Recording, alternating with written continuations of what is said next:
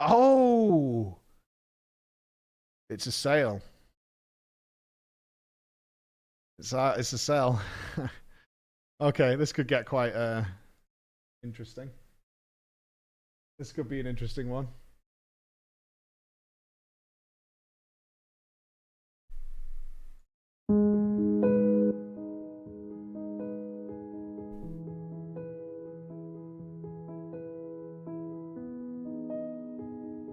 Okay.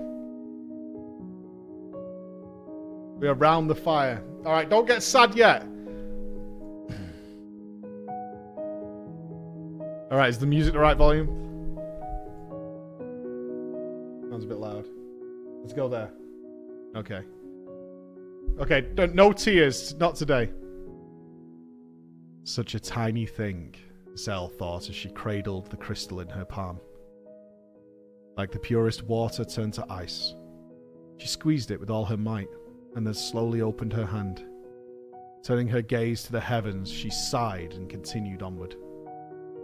Across the cracked cobbles and up the ancient steps. When last I walked this path, I was not alone. Through the ancient ark and over fallen stone, the defender, the diplomat, the dragoon, and the dreamer. Past the spinning aetheryte and towards the winding ramp. How far we travelled, and all for naught. 'Tis but a shade conjured by thine own fancy. Zenith was where it had all come to an end, where her beloved had named her an impostor and a fool, where her companions had turned their backs on peace. How desperately we yearn for that which we have lost. Hear, feel, think. She had sought refuge from the snows in the Dravanian forelands, and while wandering those unfamiliar fields had been chanced upon by the great worm, Hraelsvegar, descended from the heavens to hunt. Or was this too somehow her design? Through his memories she had glimpsed the truth behind a 1,000-year lie, an eternal requiem sung for his murdered sister. What could I do but speak out? And so after years of hushed half-heresies, of coded missives and midnight gatherings, she had gained a flock. Redemption is not beyond us, my friends. Come and hear the truth. Come and hear the Lady Iceheart speak. Spread the truth and cast down those who concealed it. I was so certain that would be enough. Men have ever been fond of lies. Zell felt Hraelsvelgar's eyes upon her as his voice resounded in her mind, each word a dagger through her heart. He could not bear to look. I had to believe. She knew not what Ul'dah's intentions were. But we are come too far to turn back now. And so the bargain was struck, and the merchant furnished them with the supplies and the information they required. While the Lord Commander and his allies celebrated their victory, they would finish what Vishap had begun. So we did. Fire and blood and screams. So many screams. Mine own joined the chorus, calling for order, calling for justice. But there is none to be had. Men fight, men run, men die, without reason, without logic. I speak, but they do not listen. I see the girl, no more than 10, hiding amongst the rubble. The wyvern sees her too. I beg, I plead, I pray. I pray. At last she spoke. I twisted your memories into a fantasy of mine own creation to further my selfish dreams. Is that why thou art come? To beg forgiveness? No, she replied, raising her head to meet his gaze. I am come to atone. As I came before with the ones I thought mine enemies, they who were truer allies than any in the hate-filled horde. I would go to them, to the Warrior of Light and the others. I would aid their cause once more, but I know not whither they have gone. The great worm regarded her silently for a time, The dragoon beareth my brood brother's eye to Azazla, and its twin. So you can sense them, she said, with a hint of accusation. I beseech you, then, deliver me to my comrades. Let me join in their fight. Hraesvelgr bared his teeth ever so slightly. Was that a smile? Such power was never meant to man, yet ever shall he covet it. Hast thou the strength to deny him his desire? She felt for the familiar angles in her pouch, drawing comfort from the crystal's coolness. Such a tiny thing. I have, he said at length. Lend me your wings, Hraesvelgr. Scarcely had she uttered the words when she found herself in a mind not her own. In azure skies we saw her laughter music to my ears. As I fold my wings and turn into a dive, she clutches me tightly, pressing her face against my back. Lend me your wings, she had asked, though they are hers to command, my gentle Shiva. Sail blinked. The great worm's expression was unreadable. He knows.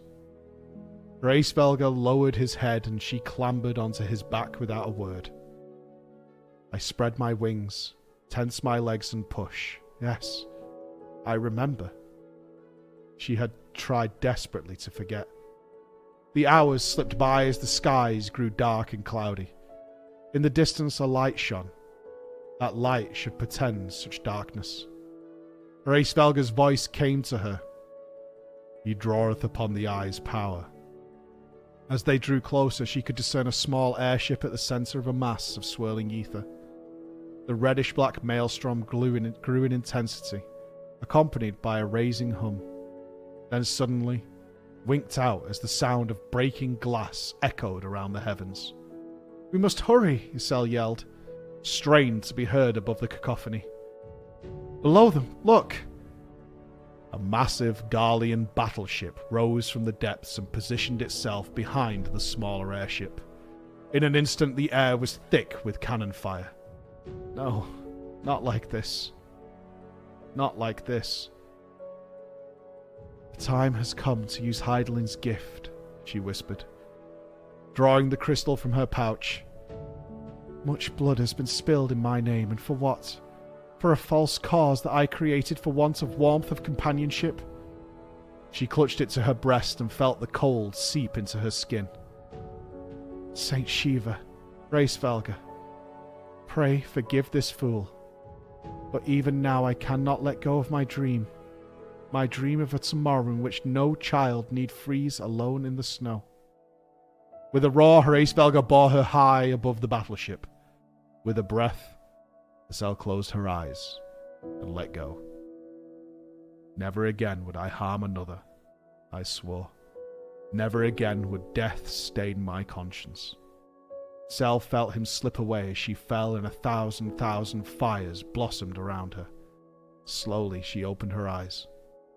Thank you, Hraesvelgr. And forgive me. And then she spoke.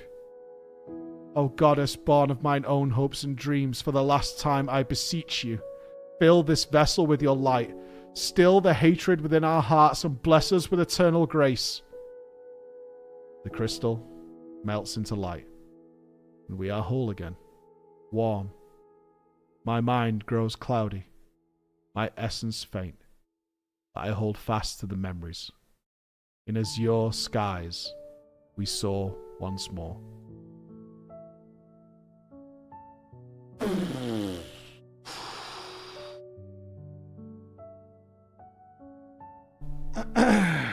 Well, now we know what happened. I would have liked to have seen that in game. I would really like to have seen that in game. But at least we have context to what happened that day. What a fun story.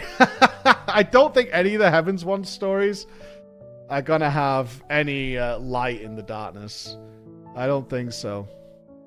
I think all of the Heavens Ward ones are going to be brutal. Who's next? Haurchefant. Oh no, it's Francel, actually. Francel is up next. The title of that story with Ysel is The Dreamer and the Dream. Francel up's next. Then it's Nanamo. I do like Nanamo stories. Nanamo's after that. And then it is...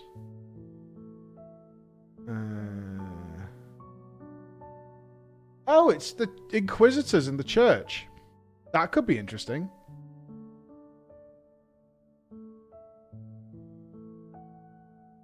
After that, it's Alphino and Estinian. Yeah, Alphino and Estinian after that. And then it's Alizé. Okay, I'm excited. Then it's Alizé. And the last one of the Heaven's Ward stories is Porchefont.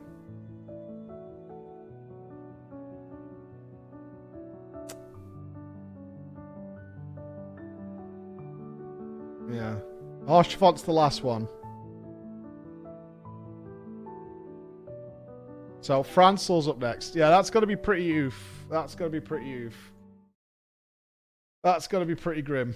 The music isn't helping the sadness. You just know the Heaven's Ward. We should probably do it with Dragon Song. Dragon Song would probably be a more appropriate song to go with it. But yeah, that's who's up next. Come back to me, happiness. Save the worst till last.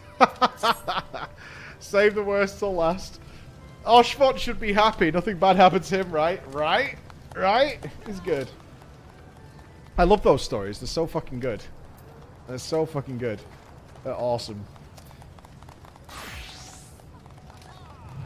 Thank you. Thank you. Thank you. I like that we've replaced Lion with Lucro.